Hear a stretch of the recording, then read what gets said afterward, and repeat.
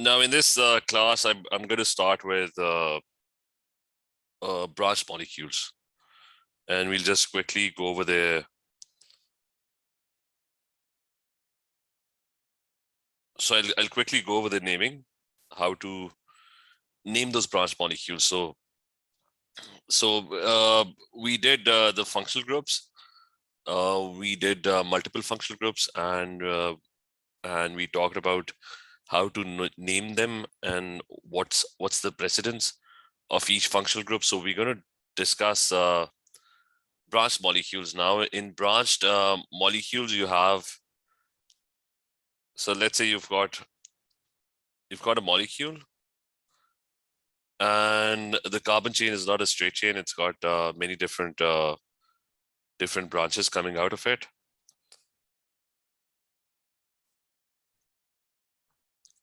So here's an example of a molecule, and this one has OH, and there's a double bond somewhere. And let's say there are 3 hydrogens here. This is going to have 1 H. This one is going to have 3 H's. And this one over here will have 1 H and 1 H here, and there's going to be 3 H's over there. And maybe there's let's say that's it. So when you name a branch molecule, what you do is you have to figure out the main chain.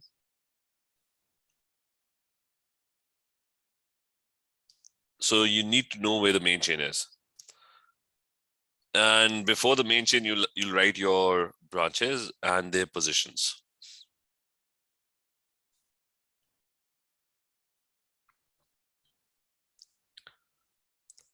And their positions.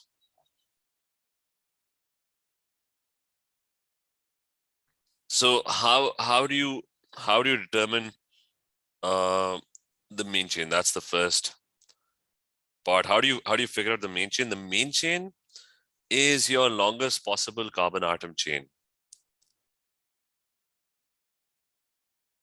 So that's your longest possible carbon atom chain.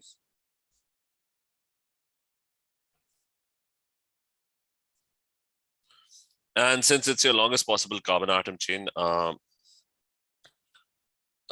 it should have the most constituent groups. I mean, it should have the highest precedence groups. I mean, the first thing is, that's very important, that it should have the highest precedence functional group or group.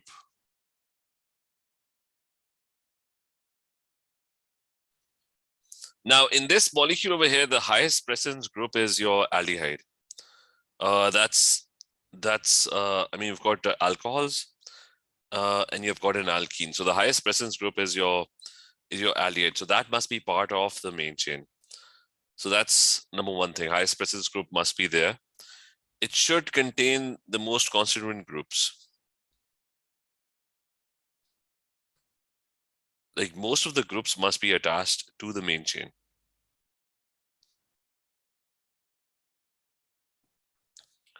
And that includes double bonds as well.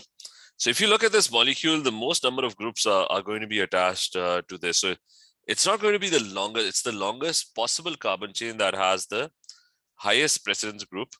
So in this case, it's going to be this one. It's going to be, I mean, this is going to be your main chain.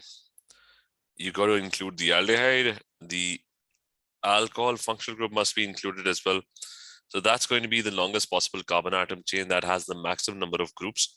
The double bond is on the main chain. The aldehyde is also part of the main chain. That's the highest precedence group. The alcohol is also attached to the main chain, and all the carbon branches are also attached to the main chain. So that is what the main chain is. And you're going to name the main chain first. The main chain has how many carbon atoms? It's got, and counting would be done to give the smaller number to the highest precedence group.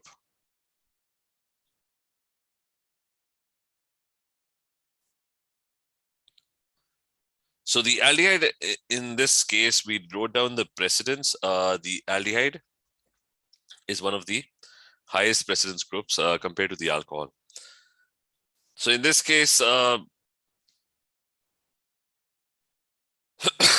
in this case, the highest precedence group is the aldehyde, and you'll give the smaller number to it. So it's 1. This carbon atom would be 2. This would be 3, and this would be 4, and this would be 5 and 6. So those are your groups, and that's your numbering. And 6 carbon atoms, that's Higgs. So the name of the molecule would start with Higgs. And since it's an aldehyde, it's going to end with Al. And it should have been hexanal, but instead of the An, there's going to be En in its place. Why? Because it is saturated. The aldehyde is at position number 1, so you don't write the position of the aldehyde. The double bond is at position number 3. So En, you're going to write, before you write En, you're going to add 3 to it. That will give the position of the double bond. So that's got to be there. The position of the double bond.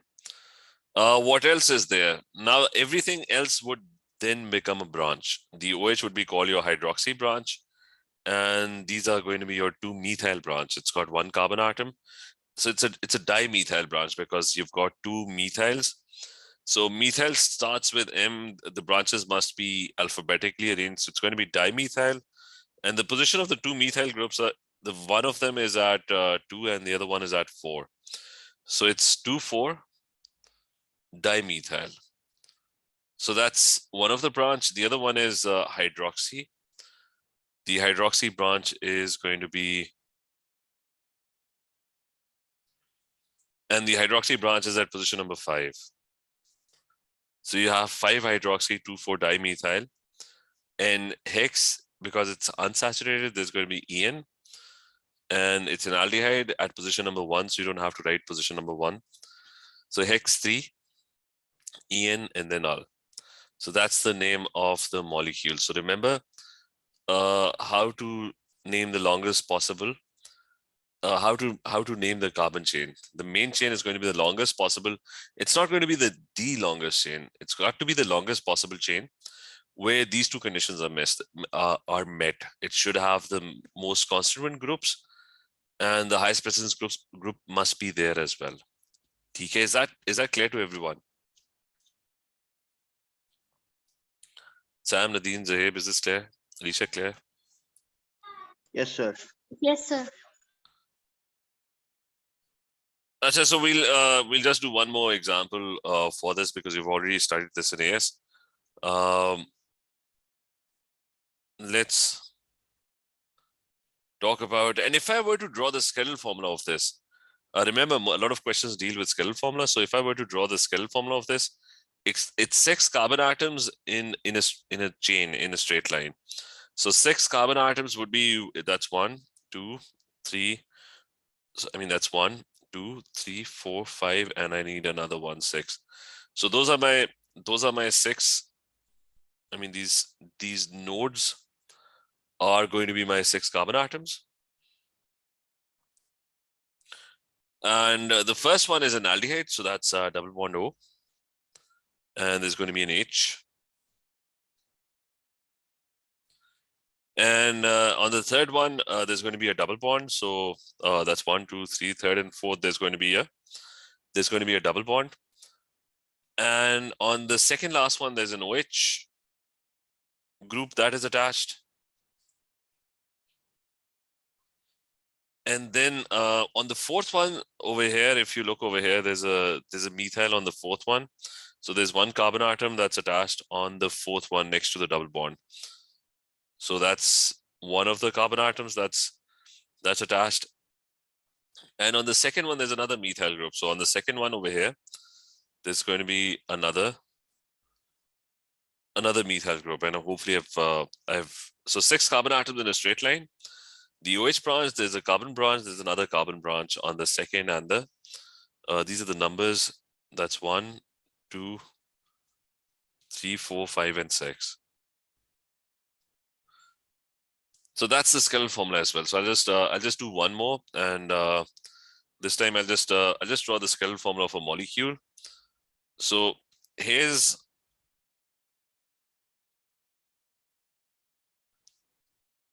a molecule with CH3. There's a carboxylic acid at one end, and there's an OH that's sticking over here, and there's a ketone as well, and that's about it. So let's say you have this molecule, and make this Cl. So let's say you have this molecule. All these nodes are your carbon atoms. So that's 1, 2, 3, 4, 5, 6, and 7. And here's this 8. So there's a total of 8 carbon atoms.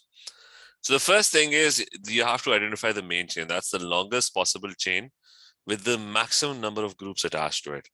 So that main chain is probably going to be this one. It's going to be, and it should have the highest precedence group. So it's probably going to be this one. That's going to be your main chain. The longest continuous carbon atom chain with maximum groups attached. So it's got your carboxylic acid on it, it's got the alcohol in it, the Cl is also attached on it, and the ketone is also attached on it. And counting would be done from the side which has the highest precedence group. So this is going to be 1. This one over here will be 2. Then you will have 3 and 4. And this is 5 and 6. So again, it's I mean, the main chain is hex.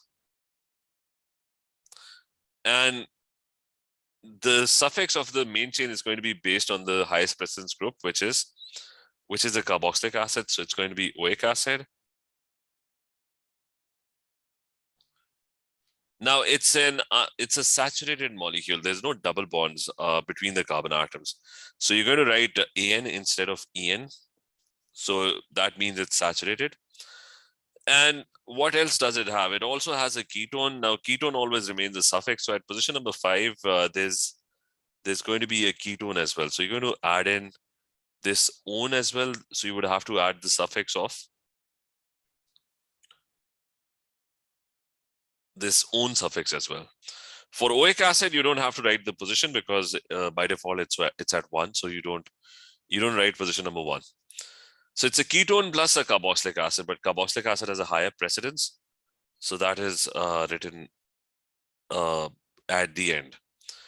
The other things would become a branch, or they would all become branches. So what are the branches that you have? You have got an OH hydroxy branch, you've got a chloro branch, and you've got an ethyl branch, which is 2 carbon atoms. So you mention all these branches alphabetically. So I think chlorine would come first. So you'll have chloro, then followed by hydroxy. Ethyl comes before hydroxy alphabetically. So there's going to be hydroxy before. Ethyl before hydroxy. So those are going to be your 3 branches which are circled over there, and you can write the position. The chloro is at position number 3. And the ethyl is at position number 4. And your hydroxy is at position number 2. Okay, so is this clear? Yes, sir. So quickly recapping everything, let's move to the next. So we're done with naming. TK, just make sure the basic AS naming, it's still very important. And so is this clear, Baza, Alicia, Nadine, is this clear?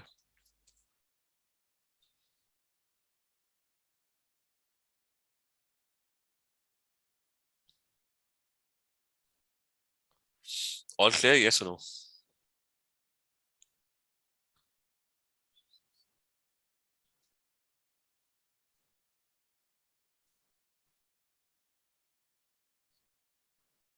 So we'll move to isomers, and just quickly going through AS isomers. Remember what are isomers? Isomers are that you've got 2 types you've got two types of isomers. There is structural isomers.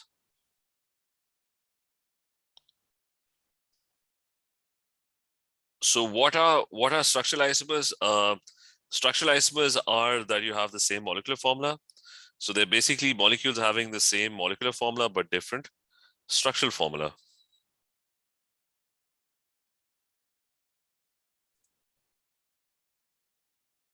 But different.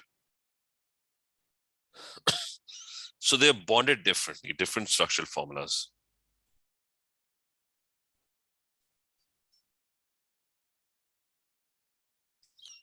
So the arrangement of atoms is different. And then you have stereoisomers. Now, stereoisomers are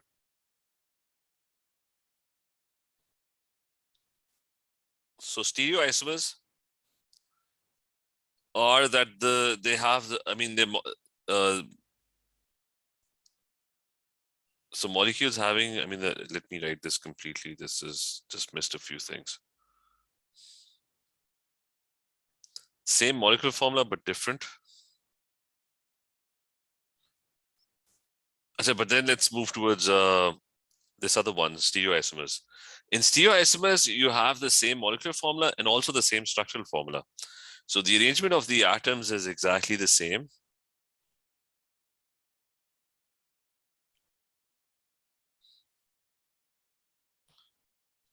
And you also have the same structural formula, but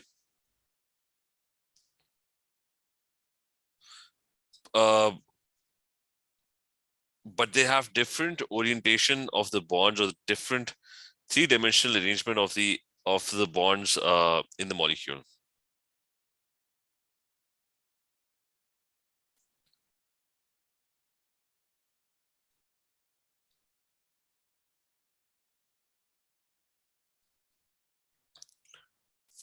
So two types of isomers.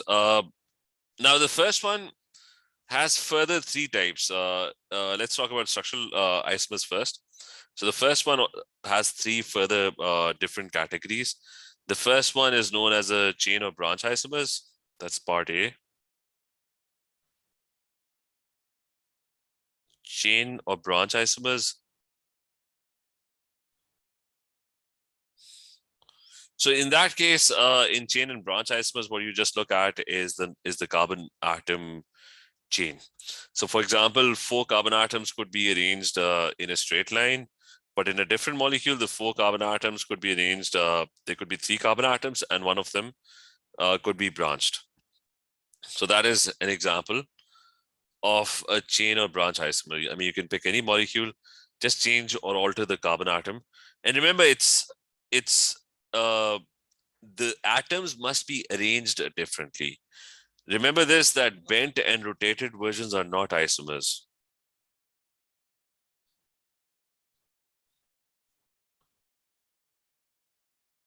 I mean, these two molecules over here, this one and this one, they're inherently different. The structure is different. So bent and rotated versions, remember, are not isomers. They're exactly the same thing. So for example, if I did this, that I had this 4 carbon atom molecule, if I did this, instead of I just bent the straight chain into a zigzag arrangement, that is not an isomer. Because it's just a twisted arrangement of the same thing. So these two things are exactly the same, but these two things are completely different. They are arranged completely differently. So that's the first one, and then you have part B, which is option B. The second type of isomer is a positional isomer. Now, in a positional isomer, what you can just do is you can change the position of one of the groups. One example is, like, you've got 3 carbon atoms and there's an OH that is attached on the third carbon atom, or the first one from the right. You could have another arrangement, a totally different molecule which has 3 carbon atoms, but the OH over here is attached on the second one. So that's simply a positional isomer. Just change the position of some particular group in the molecule. And the third one, option C, is that's a functional group isomer.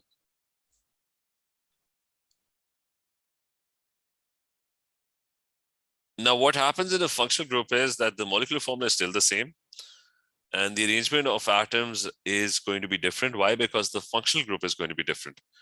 So, for example, carboxylic acids and esters are isomers of each other. So, for example, I have this molecule and I've got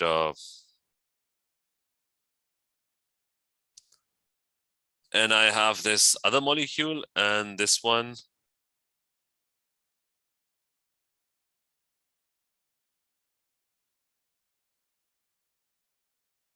And this one has this arrangement.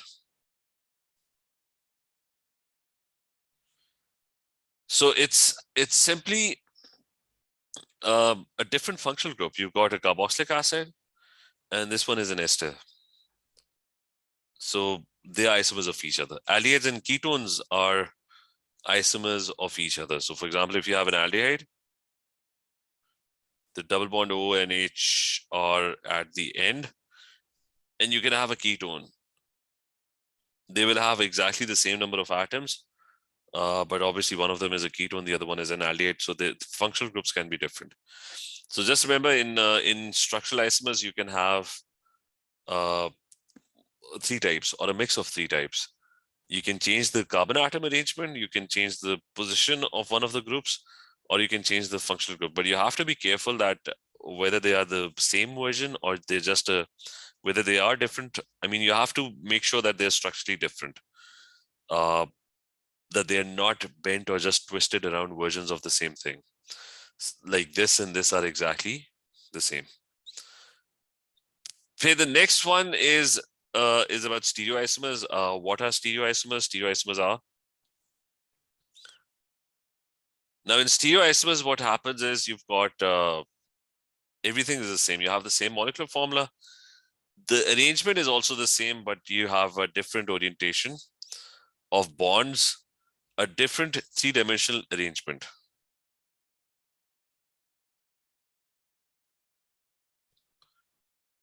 So they have a different three-dimensional arrangement. Now, in this case, what you have is in stereoisomers, you have two types. One of them is number one. The first one is known as geometric isomers.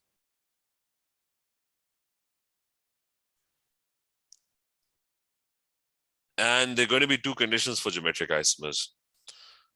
Geometric isomers are formed, number one, the first condition is that you need a double bond. And condition number two is that each group attached to the carbon in double bond must be different.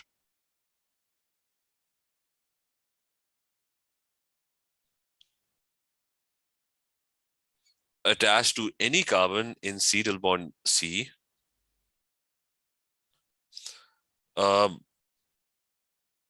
they must be different.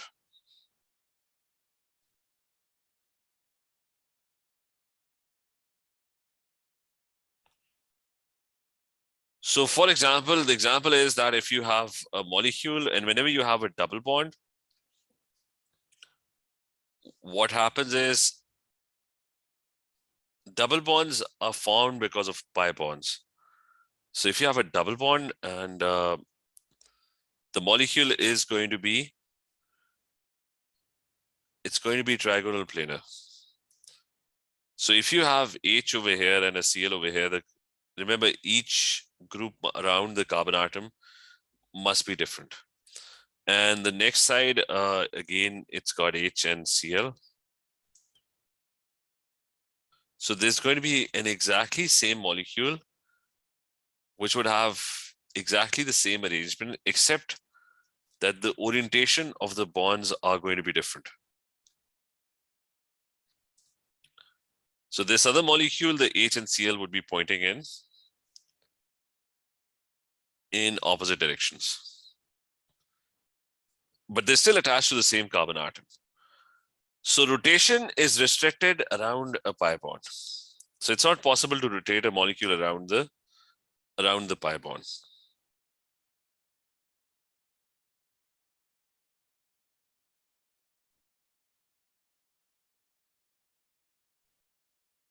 So you can't basically rotate or twist around the pi bond. So if the two CLs are pointing in this direction, they would always be pointing in this direction. You can't twist one side. I mean, you can't sort of bring this H downwards and the CL upwards. You can't just twist one of the sides and make the CL go up. That's not going to happen. So if the two CLs are pointing downwards, then they would always be pointing downwards or to one side. And vice versa, if the two CLs are pointing in opposite directions, then they would always be pointing in the opposite direction. So which one is cis and which one is trans? Consa, which one is the cis one and which one is the trans one?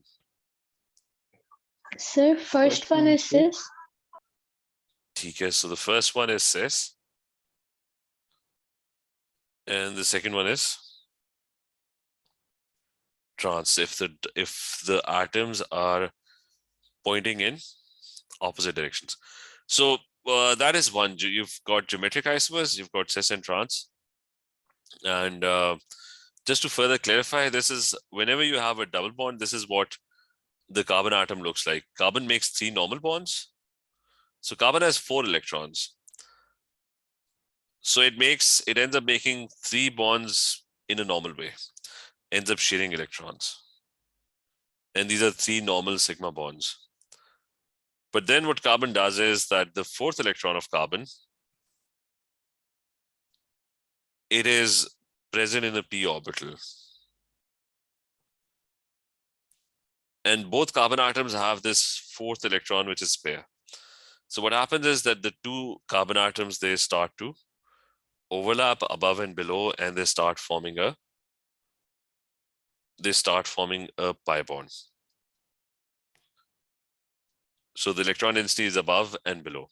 So which is why you can't twist this side separately from this side. The whole molecule is locked in place, because if you try to twist it in the middle, this pi bond will break. So the orientation is locked in place, and the CLs would always be pointing in the same direction in this molecule. So there's going to be another molecule. So these two molecules would always be different. They can never be exactly the same. So remember, twisting is possible if there was only one pi bond. If there was no pi bond. Remember this. Like if carbon makes 4 bonds, single bonds, 4 sigma bonds. So this is what carbon looks like. Carbon is going to be tetrahedral. Every carbon atom, all 4 electrons would be bonded in a tetrahedral arrangement. So let's say you've got an H, you've got a Cl, and you've got an OH here. Now rotation is possible around a sigma bond. So over here, this other carbon atom would be it's going to be exactly the same.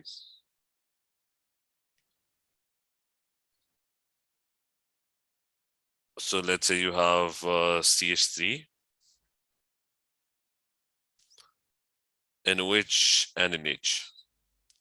Now, when you have no pi bonds in the middle, like there's only a sigma bond, what happens is, just like a car wheel or wheels on a bicycle, these sides can sort of twist around.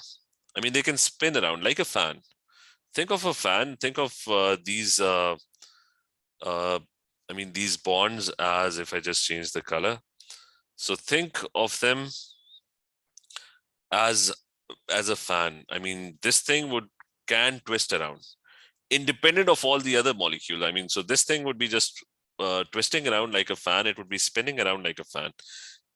So it wouldn't be locked in place. The orientation would not be locked in place. So just like the blades of the fan, sometimes the blades of the fan are pointing in one direction, sometimes they're pointing in the other direction. So the OH over here is right now coming towards you. The H is upwards, but imagine this spinning around. So the H could be pointing downwards, it could be pointing upwards. So the thing is that when you have a sigma bond, rotation is possible. I mean, this thing can sort of twist around. It could move in any direction. Nothing would happen to the sigma bond because sigma bond is just an electron density right in the middle, and the nucleus of the two atoms are attracted to each other. So it doesn't really matter if this is spinning around. But over here, the electron density is above and below. So you can't sort of spin this side only. This side is locked in place with this side. You can't twist it around independently, because if you try to sort of rotate it like a fan, this pi bond will break, because pi bonding is only possible if the two orbitals are parallel to each other. So if you sort of twist this around like a fan, this pi bond will break. So is this clear? Yes, sir. So what is the second one? I mean, this is cis and trans. What's the second stereoisomer?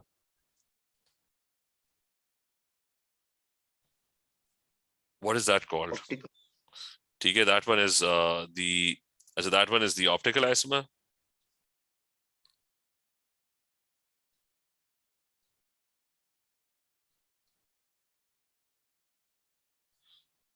So now in an optical isomer, what happens is that carbon is making the first condition for that is you need a chiral center. So you need a carbon that is making 4 bonds. You need an sp3 hybridized carbon atom.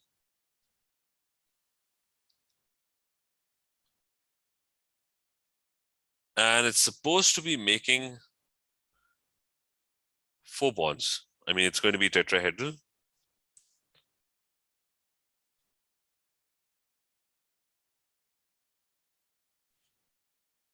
So it's supposed to be making, I mean, basically it's just one condition. You need it's supposed to be making 4 single bonds with 4 different groups.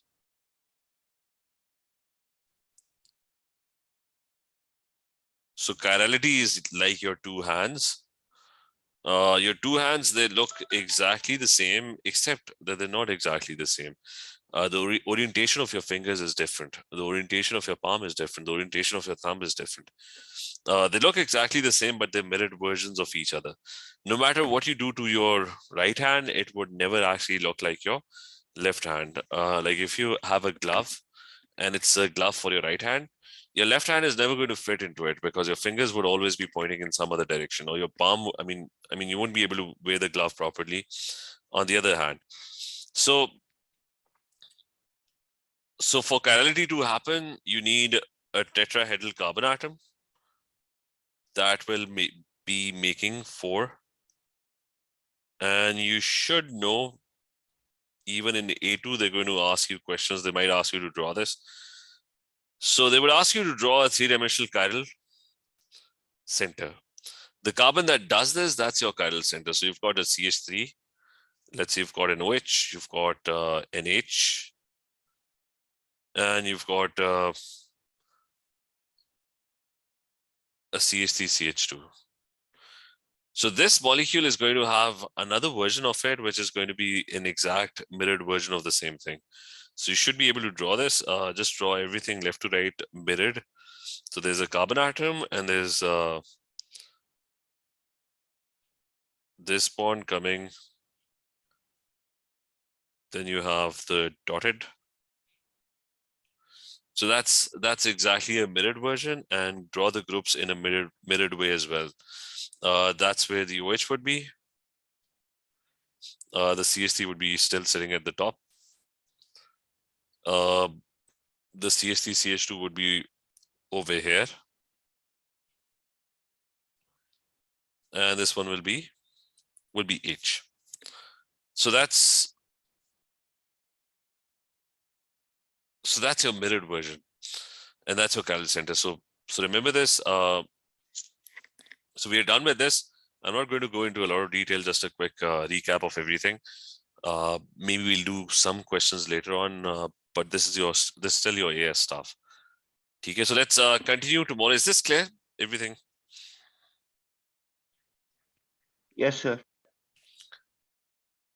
So let's continue tomorrow. We'll do a bit of alkanes, and then we'll start moving towards benzene, which is something similar to alkenes. चलिए, let's continue tomorrow. Right, sir. Thank you. Allah Hafiz. Take care.